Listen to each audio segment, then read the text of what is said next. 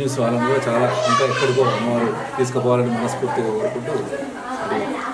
Sir ఇంకొకటి, ఇక్కడ ఉత్సవాలు అనేవి అమ్మవారి ఏ టైంలో జరుగుతాయి? మాకు నరసింహ జయంతి రోజు అమ్మవారు ప్రతిష్ట అయింది లోపల.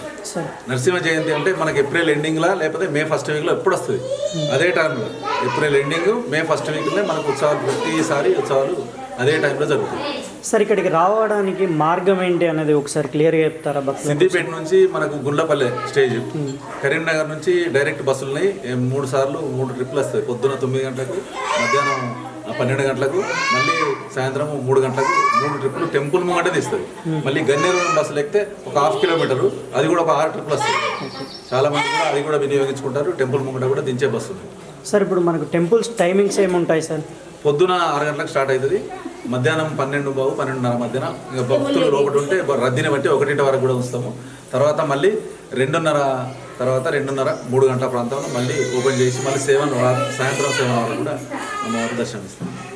అంటే ఈ అమ్మవారు స్వయంభుగా వెలిసిందంటున్నారు కదా, అసలు ఈ విగ్రహాన్ని ఫస్ట్ చూసిన వాళ్ళు ఎవరు సార్?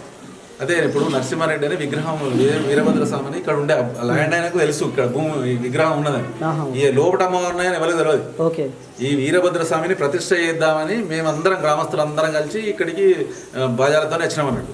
దాన్ని అరగదం తీయంగానే ఈ కింద దొరికిన అమ్మవారు వీరభద్ర స్వామి గురించి తీస్తుంటే అమ్మవారు దొరికారు. అది ఒరిగిపోయి ఉన్నది వీరభద్ర స్వామిది. వీరభద్ర స్వామి అని కూడా మాకు తెలియదు, ఏదో విగ్రహం ఉన్నది అది కూడా చేయండి అంటే మనకు దేవతలే కదా అనే ఉద్దేశం కొద్దీ మేము దాన్ని కూడా ప్రతిష్ట చేద్దాం. నాకు అరగజం తీయంగానే ఊళ్ళో అందరూ ఉన్నారు, దాదాపు ఒక 100-200 మంది ఉన్నారు. ఈ అమ్మవారు ఎప్పుడైతే దొరికిందో చిన్నగా వర్షం స్టార్ట్ అయింది. అప్పుడే ఆయన స్ప్రో కోల్పోవడం, ఇదంతా ఇక చాలా మహిమగల అమ్మవారుగా పేరు తెచ్చుకుంటుంది. దాదాపు నీకు ముడుపు కట్టుకుంటే అయిపోయి ఖచ్చితంగా వరాలిస్తుంది.